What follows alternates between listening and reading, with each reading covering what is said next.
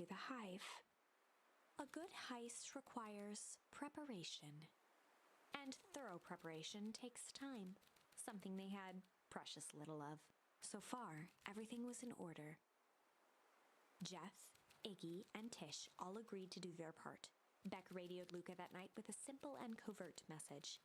"We are locked and loaded on my end." And Rollo, after a lengthy confession, managed to persuade Roxy and Fitz to help. He stowed away in mission control for the night to avoid attracting attention. Rollo, being uniquely suited for the role, would be the first to breach Perennial Harvest. The outfit provided by Jeff wasn't perfect, but a convincing disguise is 10% wardrobe, 90% confidence. Rollo took a few vigorous breaths and shook out his arms.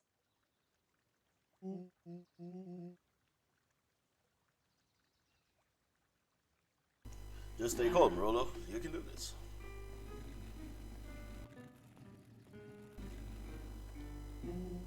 Got your delivery here. A delivery?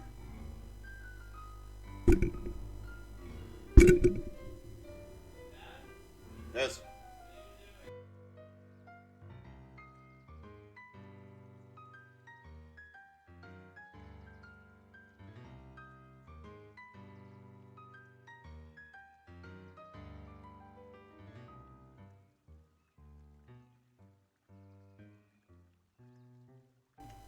A delivery? I don't have anything in my notes about a delivery. One moment.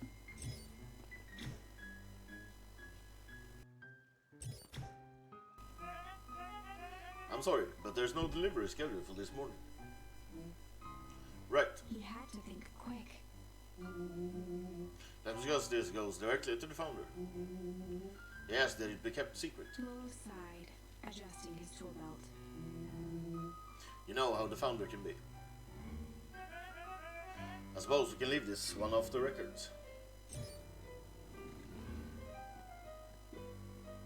Our harvest awaits and such. With a stroke of his mustache, Rollo proceeded into the Perennial Harvest headquarters.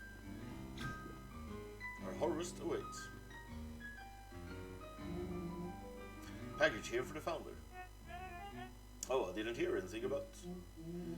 Yeah, this is a need to know kind of thing. I'll just check. He stammered and flipped through the pages of his clipboard. This goes directly to the founder. I don't have time to fill you in. Well, I see. If you could just complete this form. Rollo interrupted with urgency in his voice. Every time with the forms. Look, if you want to explain to the founder why I'm late. Well, it's your funeral. I'm sorry. What did you say your name was again? Rollo panicked.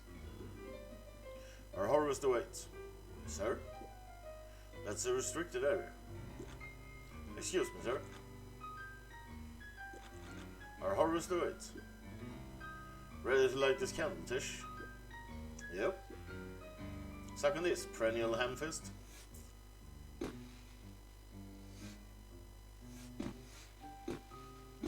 What was that? The distraction was enough for Rollo to regain his confidence. Just open the damn door. I've got a job to do. The clipboard fumbled around in a frenzy. I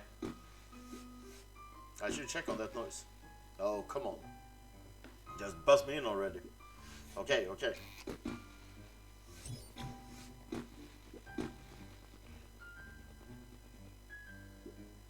Phew.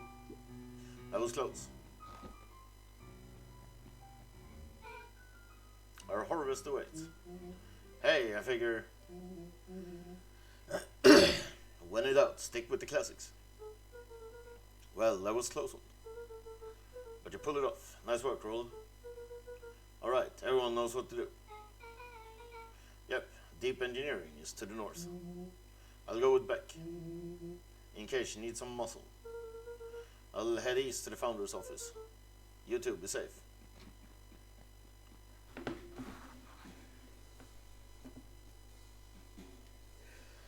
Locate the founder's office. That's all? There's not even any cups for the water.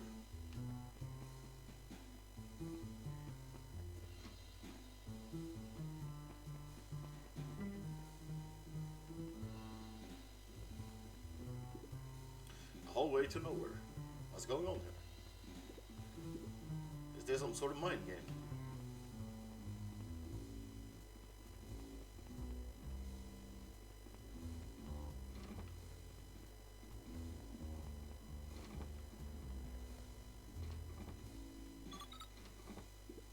Solomon? Solomon stopped in his tracks.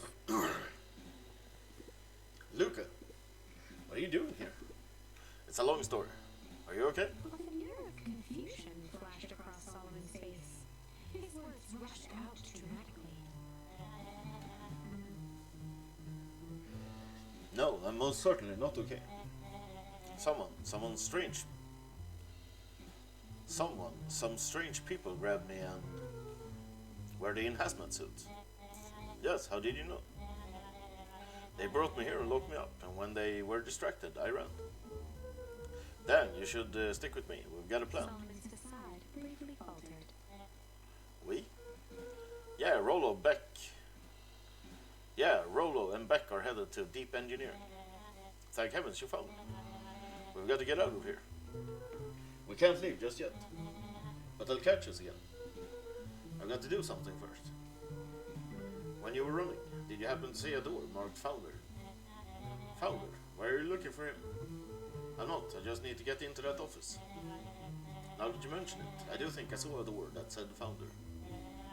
It was just down this way. Luca happened to notice a plaque above the door. Office of the Founder. Knocking comes with consequences. Oh, here it is. So it is. Pretty lucky that I ran into you, or else I might have missed it. Truly fortunate. Luca tried the handle. Locked. Solomon leaned forward to examine the mechanism. Regrettably, it seems to be some sort of electric lock. I don't see how we could possibly defeat a lock like that. Luca smiled and looked at his watch. Let's just wait a minute.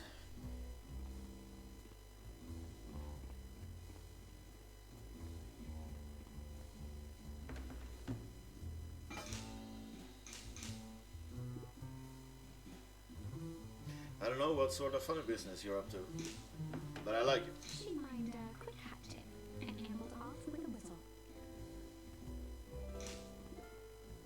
Howdy. Good afternoon. The light on the keypad changed from red to green. How do you do that? It's good to have friends. Quick, let's get inside before someone spots us. Sigh. Luca switched on his walkie-talkie. Rollo, I'm in. As expected, there's a control panel. Great timing. We're stuck at a locked door marked 24601. Need you to get us through. But if someone catches us, we should get out of here. I'm not leaving my friend, Solomon. On the computer screen, a green cursor blinked in the password field. Surely you don't have a way to get around the password? Luca pecked out his best guess. Underground secrets. The screen blinked to life. Columns of green numbers glowed on a black background. How did you just guess that? Oh, it's this absurd password Rollo heard when he was down here before. It's funny how someone arrogant enough to call themselves the Founder uses such a basic password. Or they were thinking several moves ahead, not expecting anyone to guess something so simple. These villain types always end up outsmarting themselves. Solomon's jaw clenched into a half-smile. Your powers of deduction are as impressive as your luck. Luca quickly scanned the columns for number 24601. Rollo, I think this should do it. Bingo bango, doors open. Luca, you never fail to impress. What if that slippery lout even doing down there? We have a friend whose mom is in trouble. We're here to get her out. I see. Oh, Luca, I think we're close. The next door is marked 13806. Once again, Luca scrutinized the numbers on the screen. In that moment of distraction, Solomon reached forward and pressed a large red button. Maybe this one opens the lock. Crap, we've got company. Luca, must go faster. One sec, I can't think with all this noise. He quickly skimmed the screen with his finger. Here it is, 13806. Go, go, go. Curse these fumbling hands. My apologies, Luca. Don't beat yourself up. I know you were just trying to help.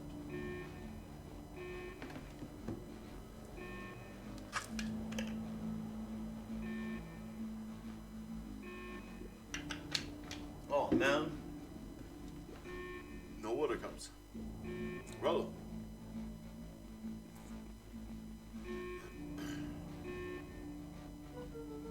Rollo, are you okay? Rollo, come in. Mr. Kerr approached with a sneer and spoke into his walkie-talkie. You can turn off the alarms. They're trapped. With self-satisfaction, he called into the hallway. That's, my dears, is a dead end. Nowhere to run. Rollo, where are you? Are you okay? Yeah, I think we lost him. Making our way back to Nelly's office. Okay, you two rubber rousers are coming with us. Nope. Make a break for it. Did that little shit just kick me? Don't just stand there, after him. I can think that worked. Roxy and Fitz have them on a wild goose chase. I'm having trouble following what just happened. Like I said, it's good to have friends. Rollo, how long do you think Roxy can distract them? How long can Roxy keep someone so pissed off they can't see straight? Let's just say we got time. Entering Nelly's office now. Mom. Oh, honey, what did you do to your hair? I thought you'd be happy. I finally used the young chemist's lab kit. You sure have a knack for making me incredibly proud in the most frustrating ways. We need to get you out of here. We, who is your adult friend?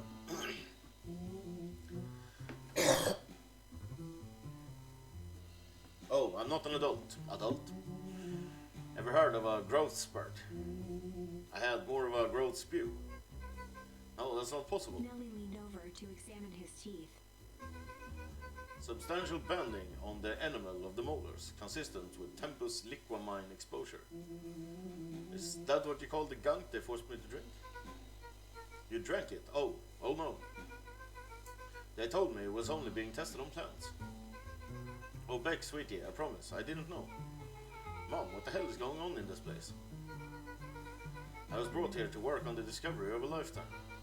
A novel chemical compound was discovered on the Beacon Pines in a wellspring they called the Source. They named it Tempus liquamine.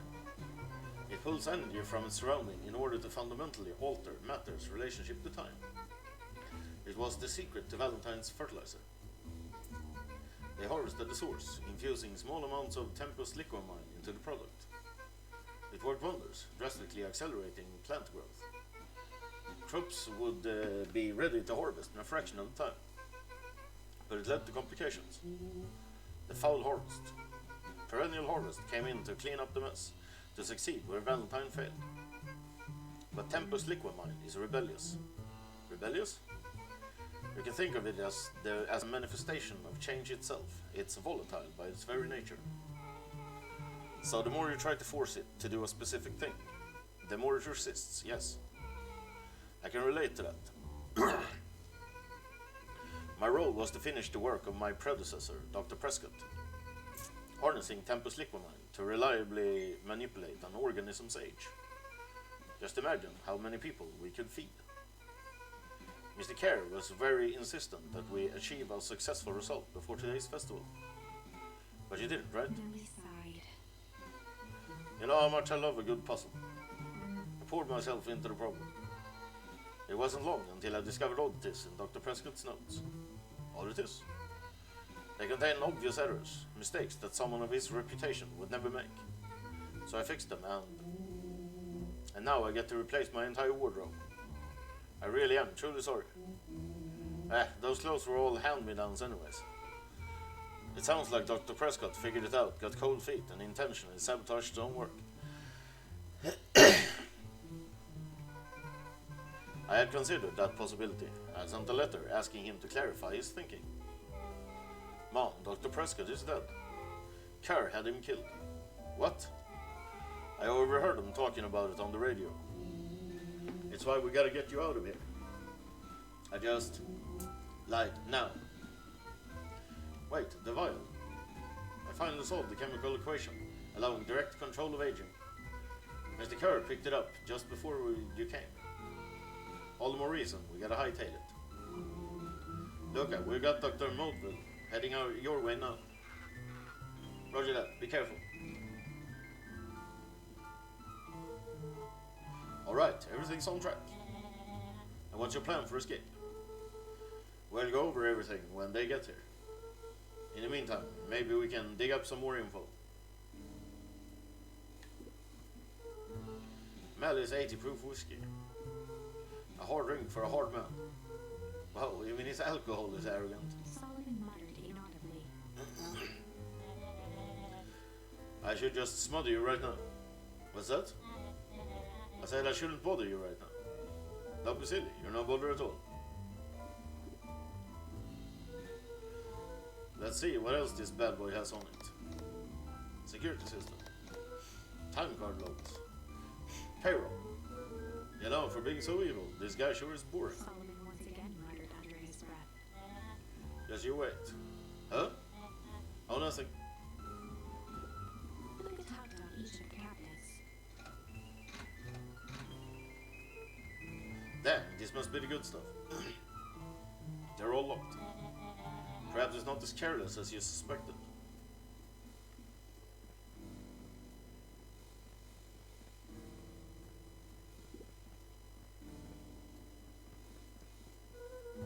It looks like the founder was helping Kara plan the festival.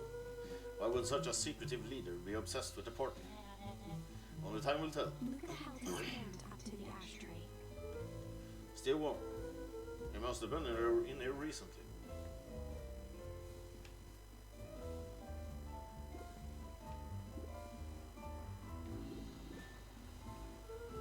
I'm real sorry you got dragged into this mess, Solomon. You needn't worry about me. Well, I feel bad either way. We're gonna get you out of this, I promise. With a subtle, quivering lip, a smile crawled across Solomon's face. They heard the trampling of frantic footsteps from the hallway.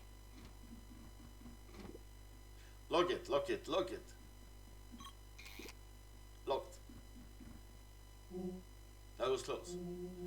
When we left Nelly's office, it was swarming with clipboards. We barely got away. Did they follow you? Rollo, before we start tossing blame around, is it possible someone ordered a pizza? We'd love to hear your thoughts. Definitely not pizza. What now? Don't look at me. I'm officially retiring from the heisting business. We're so sorry for the inconvenience. We just have a few quick questions. Just let me think. Can someone watch the door? Of course. Everyone else, huddle up. Oops. I think this little caper has gone on long enough. Solomon, no. Hush now, child. The adults are speaking. Dr. Moldville, a brief reintroduction is in order. We've never met in person, but we have corresponded.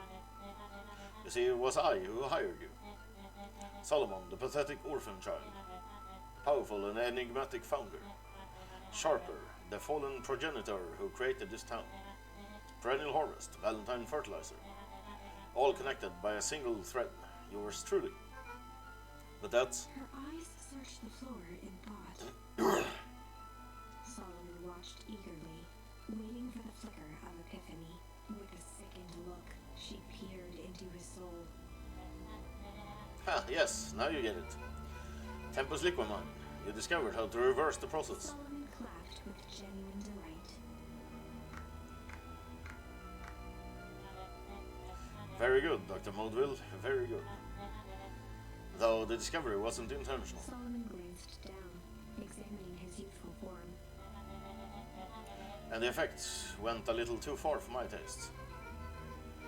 That's why you needed me to finish Dr. Prescott's work, which you did admirably.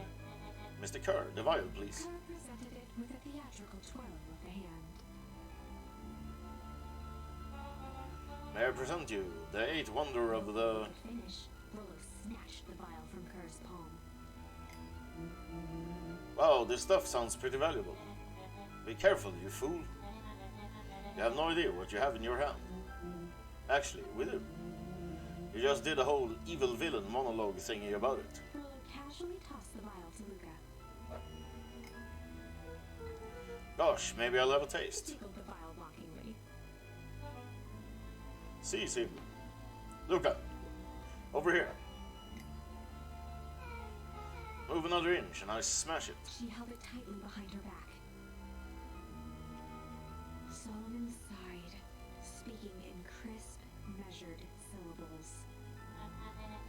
You have no plan. I'll smash it, I swear. Fine, risk killing us all. Or if you're lucky, nothing happens. Then what? We capture you and grant you much less leniency. He pursed his lips with feigned sincerity. But I give you my word, if you hand it over to me now, none of you will be harmed. A deep uncertainty washed over Beck. You're a smart girl, Beck. But there's no shame in being outwitted by someone smarter than you. We both know there is only one way this ends. She looked to Nellie shakily. With a dispirited nod, Nellie sighed in defeat. Beck slowly approached Solomon. That's a good jerk. Beck, don't do it. We can't trust that jerk. I'm sorry, he's right. With apprehension, Beck conceded. Solomon pocketed the vial and brushed off his shoulder with a sharp flick. Mr. Kerr, you have allowed yourself to be humiliated by a group of children. Report to my office tomorrow for a performance review. The blood drained from Kerr's face. Of course, sir. But first, you have a speech to make. Trot out there and give me the introduction I deserve.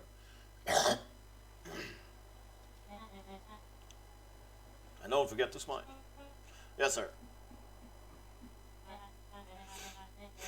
And to think, all of this is thanks to the efforts of Mr. Van Horn. I don't understand. How is this all because of me? I said Mr. Van Horn, silly child. Dr. Walt Van Horn. Your father was always a thorn in my side. I offered him an opportunity to be a part of something great. But the fool was blinded by righteousness. He even broke into my laboratory in an attempt to sabotage my work. Solomon shook his head with gratification. But the universe has a funny way of correcting course. By meddling with the force he didn't understand, Walt showed me its true potential. As fate would have it, Luca, your father's dying act was to grant me eternal life. A muffled applause resonated faintly through the walls. Well, that's my cue. After the festivities and my subsequent ascension, I will return to deal with you all. Until then, I suggest you use this time to reflect on the magnitude of your failure. You three, keep post outside the door.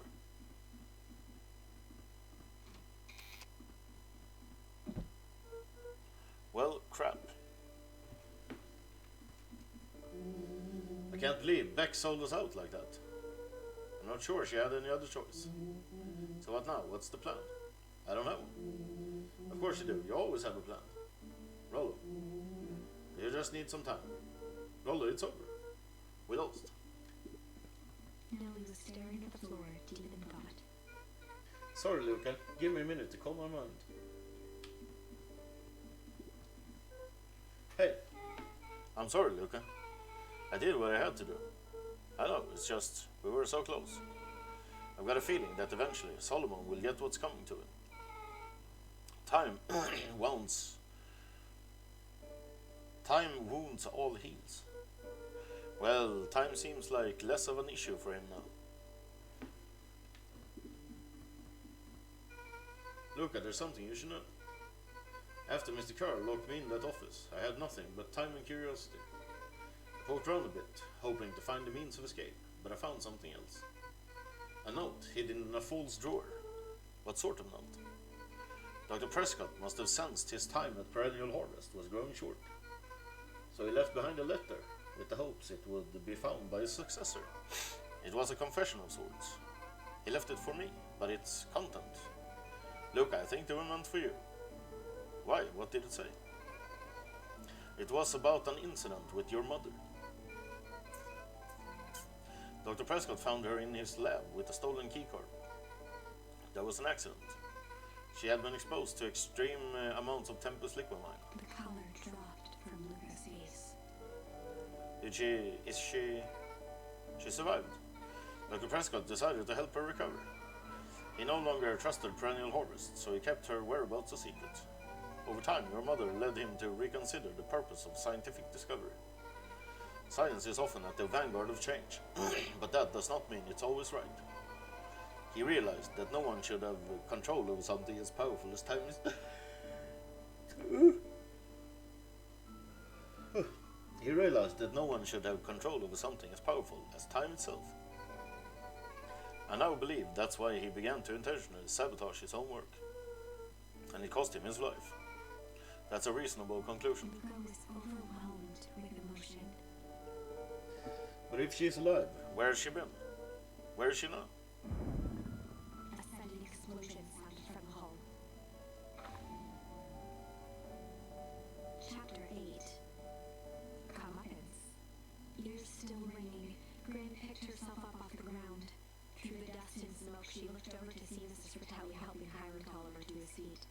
She had had to beg, borrow, and steal to acquire those explosives. How many nights had she spent visualizing how she'd use them to make things right? And now, her one shot at destroying the source, that damned hole that swallowed so much of her life, was gone. Traded for this jagged hole in the wall and a foolhardy shot at rescuing Rollo. With Fratelli and Tolliver at her side, she stepped through. It was a strange feeling. The last time she'd stalked this maze of hallways, it was in a different body. They quickly rounded a corner to find a group of clipboards guarding the door. Something worth guarding is probably something worth seeing. She leapt forward, brandishing her cane. If her last chance at vengeance for things lost was truly gone, she would just have to fight to keep what she still had.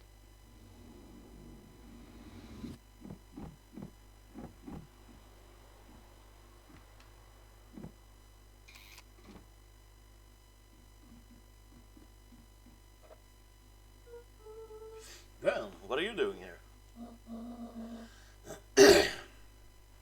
Luca, what are you doing here? We're here to save Nellie. We're here to save Rollo. Hey, Mrs. Lucas Gran. That's awfully nice of you. But I'm fine. Oh no, what did they... Gran, there's no time to explain. We have to go now.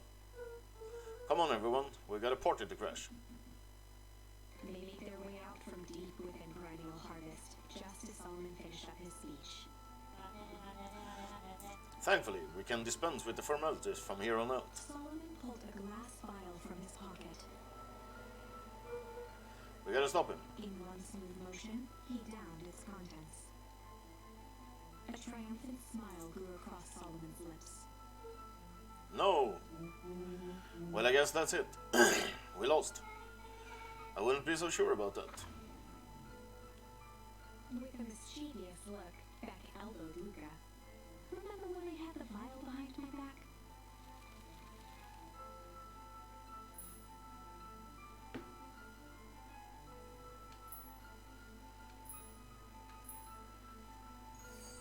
I might have tweaked his wonder potion with a little change.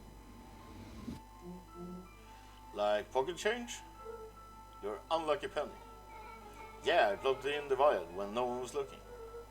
What's that going to do? No idea. That's the beauty of science. Now we observe. You can all call me Sharper Valentine. His body and face began to contort and expand as he disappeared into a belching green mist.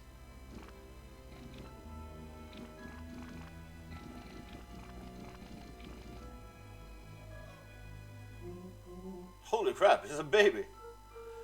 Yeah, but he's still sharper, right? What he was no longer matters. This is an innocent child. I apologize for all the harm my father has caused you. Eris awkwardly cradled the squirming child. She looked to her brother, her voice shaking with uncertainty. Augustus, what do we do? We do what Valentines always do. What must be done? I'll hurry home and prepare a crib for father, young Sharper. That would be a great help, thank you. She looked back down at the infant with equal parts kindness and terror in her eyes. With a shake of her head, Eris addressed the crowd with a stern scowl. Okay, everyone, the show is over. You may leave now. Epilogue. Beacon Pines' coldest summer on record came and went without much fanfare. Folks shared what they had and none were left wanting. The new school year was ushered in by the falling leaves of autumn. After everything Luca, Rollo, and Beck had been through, middle school was bearable. The chill of winter didn't seem to bother people much. They kindled a hope for a better future in their hearts. When spring arrived, farmers planted their crops with a sense of joy and optimism. And as the dawn of the first day of summer came again, its light slowly spread through the shallow valley. It crept over the town square, across the river, past the neglected welcome sign, and came to rest on a young boy sleeping at dawn, his mind at peace, knowing he is here for a reason.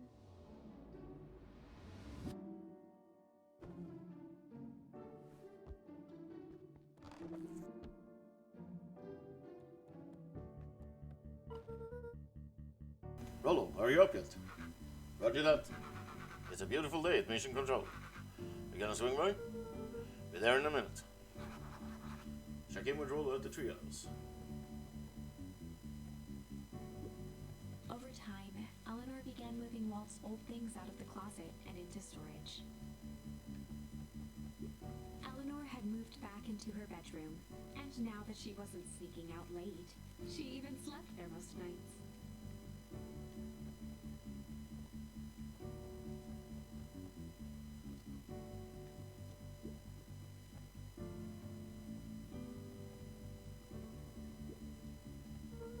Come on, I'm ready to go now. You go on without me, I'll meet you there. I've got a batch of jam to finish jarring.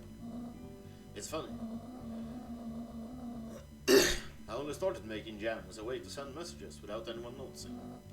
But now I enjoy it.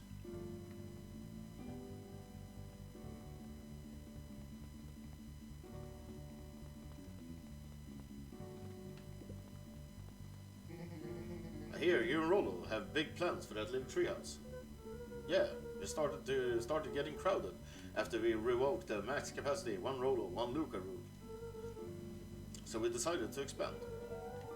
But at least we've got some help with that. How's the internship at Nelly and Ilona's shop going? It's been great. I'm hoping it helps me get into the School of Agriculture up at State. Also, Nelly said she'd write a letter of recommendation, which would be huge. I just can't help but worry about relieving Rollo. He's grown up so fast, but he's still my little brother. Yeah, he had a heck of a growth spurt. I just don't mean grown literally. This morning, he was up and finished his chores before I even had breakfast. Well, some of that might be his excitement over the treehouse renovations. Don't tell him this, because it'll go to his head, but I'm really proud of that little punk. I'm sure he feels the same way, but he's just too dang proud to tell you. I know.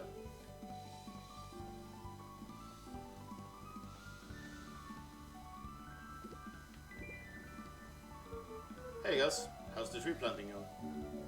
Couldn't be better. I'm so grateful to Ilona and Nelly for letting me help. I just wasn't built to be a mayor. Too much bureaucracy. Yes, we finished cleaning up the sidewalks. What's next? When perennial harvest collapsed, most of the clipboards skipped town.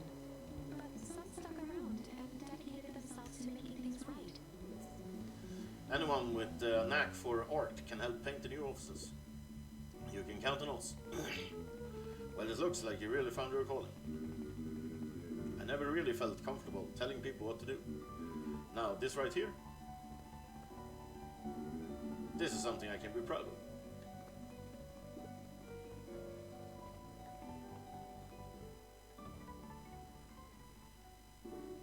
A little higher.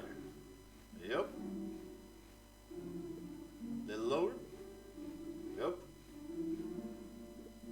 Little higher. Yep. I'm telling you, the angle isn't the issue. We need more power to the radio. Luca, there you are. Would you tell him it's not the angle? Hey, I'm not in charge of antenna redesign. Fine, Iggy, just don't do anything drastic until we get back. Who? Me? Tish, you're in charge while I'm gone. Yep. That'll be fine, right? It'll be fine. If we really want Mission Control to turn into something bigger and better, we have to loosen our grip of it. Sai, you're right. Lead the way. Check in with Beck at her house.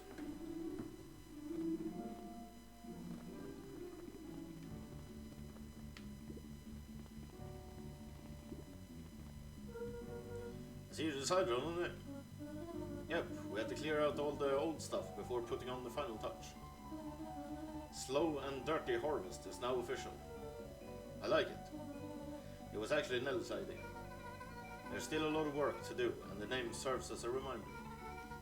Just because progress is important doesn't mean change should happen fast. In fact, I've learned that the more you care about something, the more important it is to take things slow. Our motto is, go slow and fix things. Amen to that.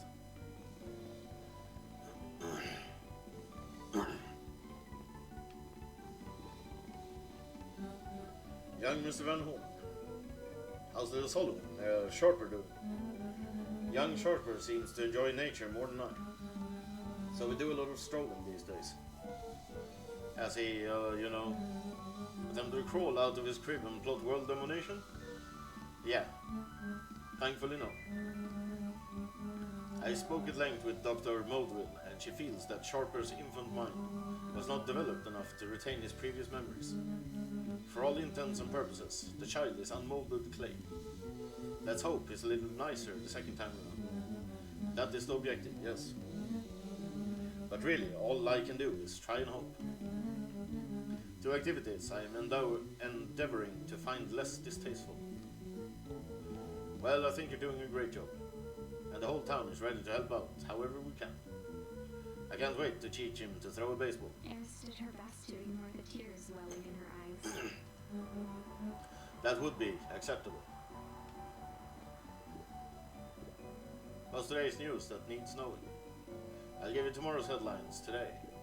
Our old friend Patrick C. Montesquieu, aka William Kerr, just performed a stirring rendition of The Iceman Cometh at the State Correctional Facility. I hear there wasn't a dry eye in the house. Well, I guess he has plenty of time to work on his craft.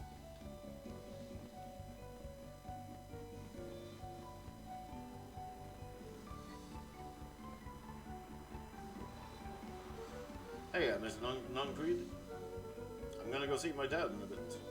Did you want to come with? Even after everything I did, you'd still... Mr. Nuncreed shook his head. You really are your father's son, aren't you?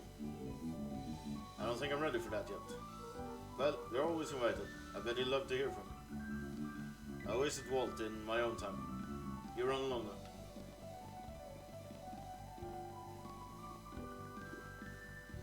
With perennial harvest gone, the transportation tubes were left unused. Come on. No one is too big, no one is too small. For Jeff's well ride. Well, maybe not completely unused. Just one piece of candy. For the ride of your life. Who's next? Me.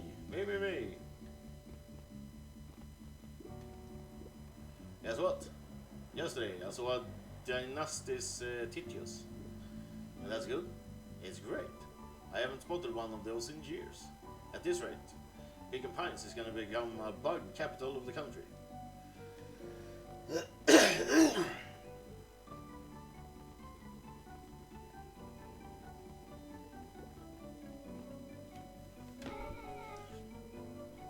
have news I think you'll enjoy. This morning I unpacked my last box. You're officially moved in. It's just a box. Let's not blow this out of proportion. It sounds an awful lot like putting down roots. I guess I decided this place is root worthy. You're gonna be stuck with me for the foreseeable future. I do have to warn you, most years aren't going to be as interesting as this one. I think I'll manage. Ready? Before we go, there's a bit of a surprise.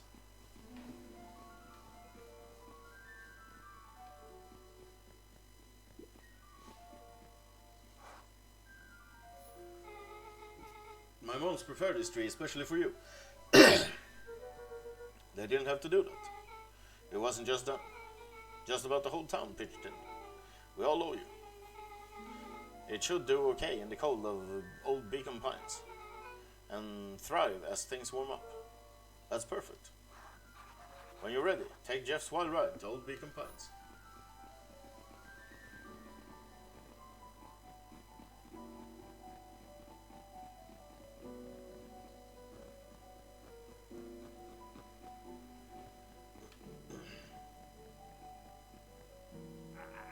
Ah, you get it.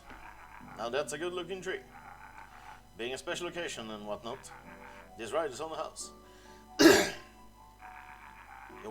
You're gonna wanna hang on tight to that little tree.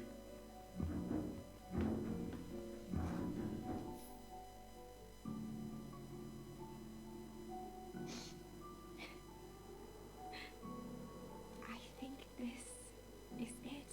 The end I've been waiting for. Honestly, I began to lose hope of ever finding it. But then you came along. I don't know exactly how to thank you. It's hard to explain how much this means to me. It's funny, now that our time together is finally ending, I'm at a loss for words. Let's just watch the end together.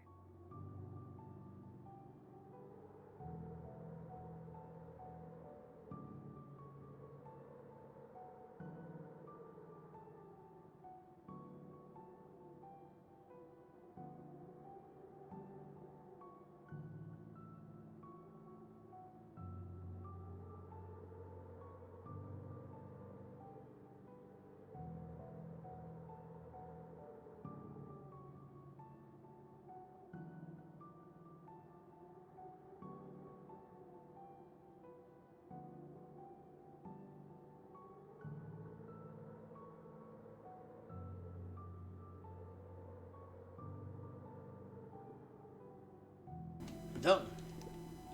A good little tree. The best little tree. Thank you, children. This means a lot. Yeah, thanks for everything. Shucks, I only did what any super awesome best buddy would have done.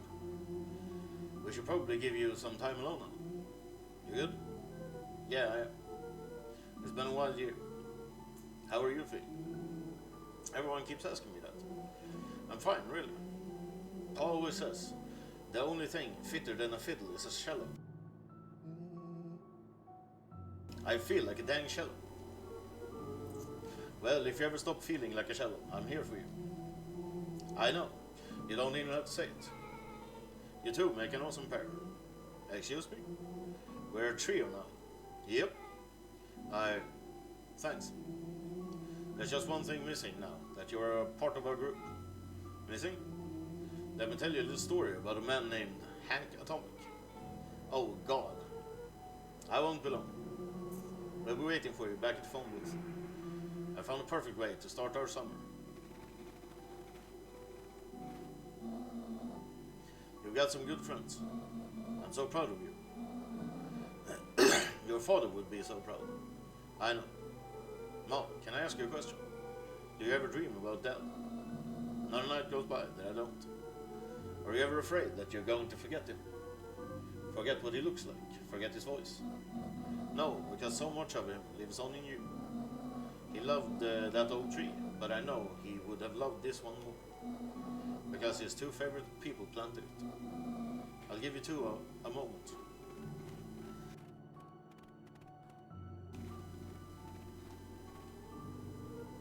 Hey Dad. Dr. Moldville says that over the next few years this place should warm up, so you won't have to be so cold for much longer. I think I finally understand why you left that night. There were things you believed in. Big things. Those beliefs were the things that made you, you. If you wouldn't have stood up to Sharper, stood up for what you believed in, you wouldn't have been the same person anymore.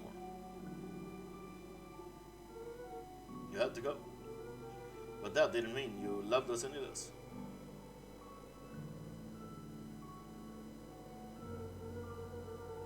I might not visit you as much as I used to. I know you understand.